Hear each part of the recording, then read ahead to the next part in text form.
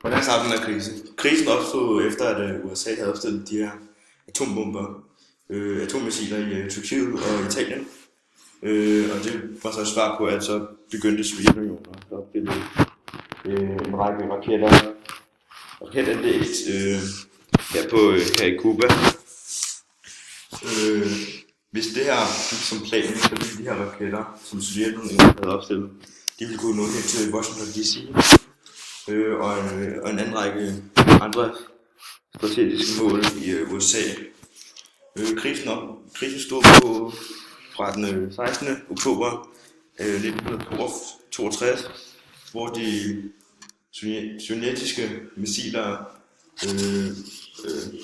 blev installationer på Cuba blev identificeret, og 13 dage frem til den 8. oktober 1962, den sovjetunionske leder Nikita Khrushchev bekendtgjorde, at installationerne på Cuba ville blive demonteret.